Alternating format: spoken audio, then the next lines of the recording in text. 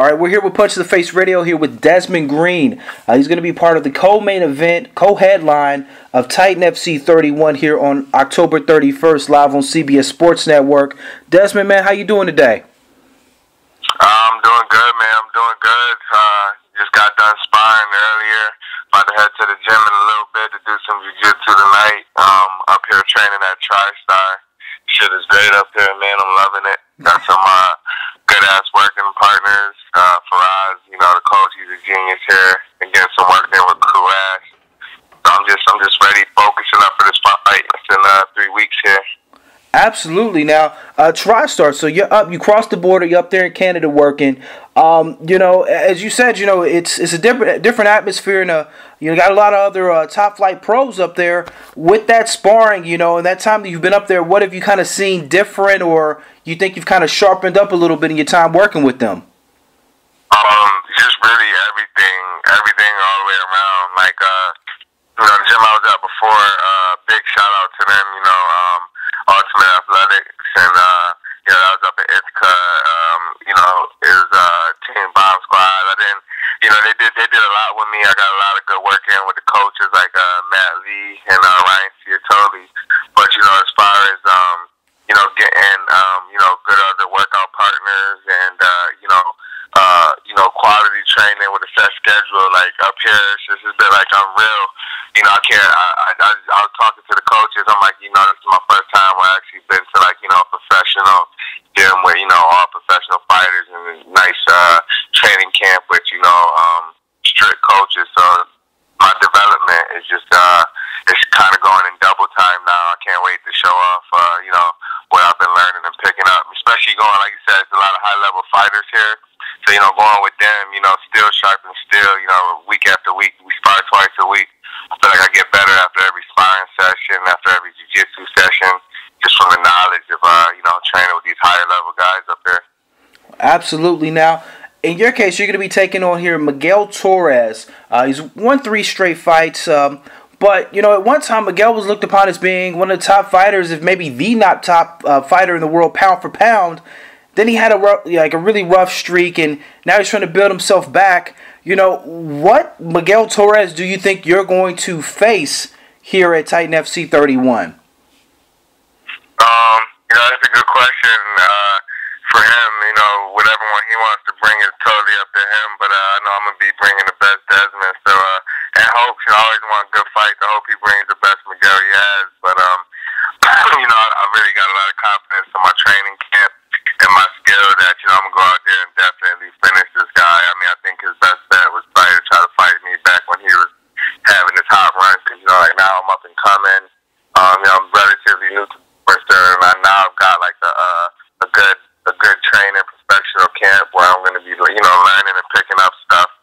So I'm definitely gonna be the best I've been in my career, which just started a couple years ago, but still says a lot.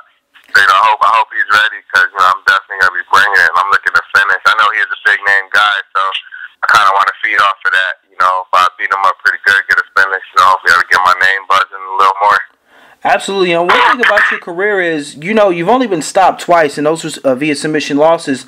You're an extremely durable guy. Do you think that comes with kind of your heavy wrestling background that you had at University of Buffalo and high school wrestling has kind of just made you just that hardened to where it's going to take a lot to get you out? Yeah, definitely. Definitely the wrestling grind that I've been through, since high school and college has definitely molded me into my fighting. And like the 2 finishes, one of them came when I first started out. Like I just graduated in 2012, and then in that year, I graduated. I just turned straight professional pretty much. I had like 10 professional fights my first year. Went 9-1. I had lost. The fight I lost, I fought 6 days before. And I was fighting. I lost against a jiu-jitsu guy. Got put in the iron bar. That was all about experience and knowledge. And then the last one in the finals, whoever seen it, I was clearly winning that fight. Guy got caught in a scramble on the ground. Just another experience thing. And now me training with professional fighters, I get put in those positions a lot more as opposed to when I was in. I was dominating everybody. That was only me and my coach / manager Matt Lee and one other guy, Darius. Well, 2 other guys,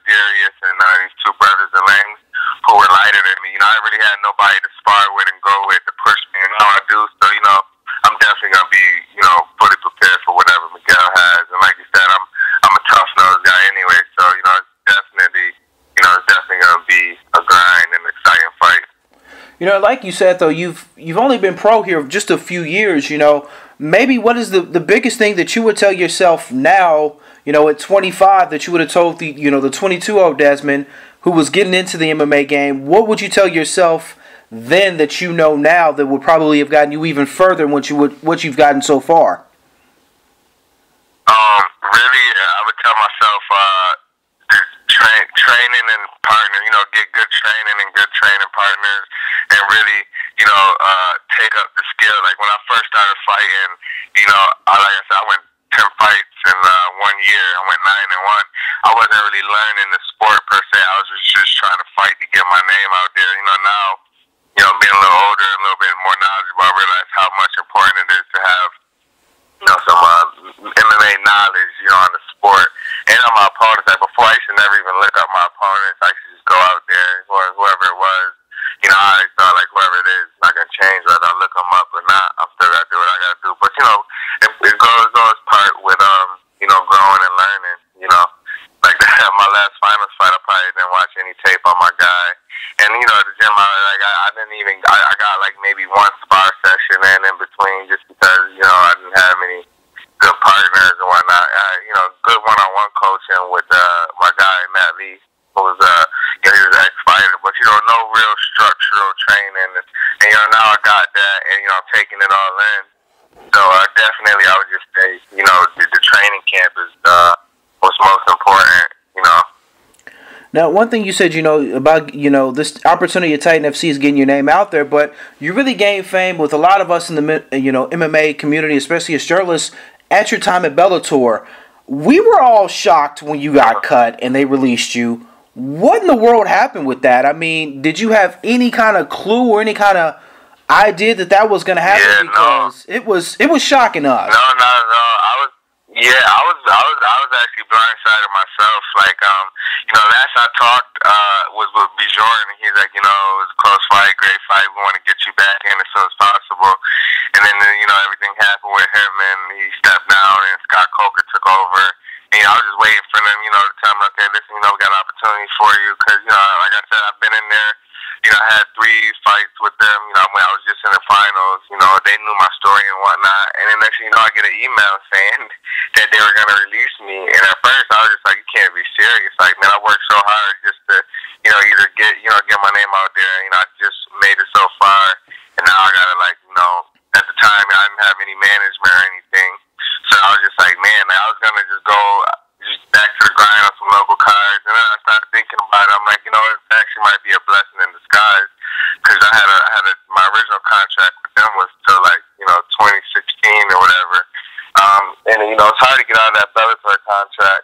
So this happened, and I got myself with Jeff with Titans, and he introduced me to Alchemist Management, and they're actually not managing me. So it actually was a blessing in disguise, because now I'm like a free agent. I got signed up with Titan. I signed a 4-fight contract with them. And I really like Jeff. Jeff's a stand-up guy. And like I said, he introduced me to Alchemist. So now they're managing me. So they're actually the ones who introduced me to TriStar, which is exactly what I needed. I was actually going to be in the process of finding out which gyms I wanted to move to and whatnot. Because I knew it was time. I kind of outgrew my situation, and nobody thought I was gonna, I just graduated in 2012, just started fighting at the end of 2012. Nobody thought, within those 2 years I was gonna be in the Bellator finals. So, I kind of had to readjust my situation, and everything actually kind of fell in place after, they released me. So, now, my goal always was to get to the UFC, and I know Bellator and UFC aren't necessarily friends. It was gonna be a little harder, but now, I feel like it'll be a little better, clear path. And with Alchemist, they're real popular with the UFC and in the fight world. And Titan's real cool. And like I said, just a stand-up guy. Me and him got a good relationship. So with all that, and then me being at TriStar, I think it's only a matter of time, before I actually, I could really, grow now and hopefully get to the UFC.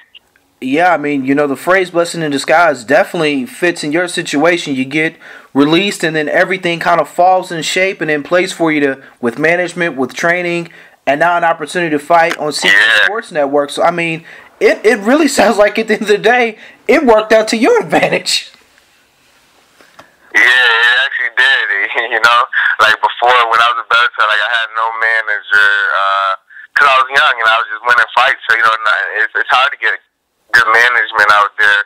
You know, especially like Alchemist. But you know, at the time, you know, when Bellator released me, like I said, my manager kind of was just basically me, and I had an agreement with Bellator, and then my coach, who was ex-fighter, he was retiring anyway. Because he knew, he's like, you know, you got to get to a better gym, and he kind of knew where it was headed. So you know, it actually, man, it all worked out. You know, I got to thank God for that one, definitely. Absolutely, absolutely. Well, Desmond, make sure you give a shout out to the sponsors, help you prepare and get ready here for the fight on Halloween night. Yeah, right now I'm actually up. I don't even have any sponsors right now. Me and my management team, Alchemist, is actually looking for me some sponsors. So a shout out to whoever want to sponsor me. You know, get in touch with Scott Cuthbert, or you know, or me online. My Instagram is Predator Toon. My Facebook is Toon Winning. It's TOONWINNIN. Or you can also reach me on Twitter at Predator Toon. That's PREDATOR Toon TOON. You know, I'm open for offers, and that's for my fans too. Hit me up. You know, I interact online. Cause you know, I'm open, cool guy. Yeah, absolutely. Sponsors, reach out to him on Twitter, Facebook. Get a hold of Alchemist Management. Sponsor him, and more importantly, not only sponsor him, pay him. I can't stress that enough with these sponsors. Pay the guys. Don't just ask to throw your logo on some shorts and don't cut the check. You know, I got 2 kids. I got a family to support. So, you know, trust me, it's not all going to me. I share the wealth. Right on now. I've been asking all the... Shout out. And well, before I go, I just want to shout out to my kids, man. My daughter, Sahelia. You know, I love her to death. She's 5. And then I got a son. He's my junior, Desmond Green. He just turned 1 in June. I want to shout out to them. My son's mother was my love. I'm with her right now. My girlfriend, soon-to-be wife, I want to shout out to her, Anna Omeda. And then my mom, you know, all of them. Love my family. Rochester, really. I got so much support in Rochester, man. It's crazy. I love my town. That's what's up, showing love there to the hometown. Now, with you fighting on Halloween, I've been asking all the Titan FC fighters a part of this card. Are we going to expect any sort of costume from you or anything like that? Are you going to throw out Snicker bars to the kids as you're walking out to the ring, or is it going to be all business? It'll be all business before. After, I'm all for, you know, signing autographs, talking to the kids. But before, you know, I have a mission at hand. You know, that's just to try to finish them and give my fans an exciting fight. You know, it's all part of the recipe. Absolutely. Again, it's going to be Desmond Green, Miguel Torres. That is your co-main event here for Titan FC 31, live on CBS Sports Network, October 31st, a.k.a. Halloween. Desmond, man, we appreciate you taking our time with us here on Punch to the Face Radio. Best of luck training here in these last couple weeks leading up here to the fight, and we'll be tuning in to catch you in action. All right, thanks, man. All right, see ya. All right, man, absolutely. Again, thanks for the time.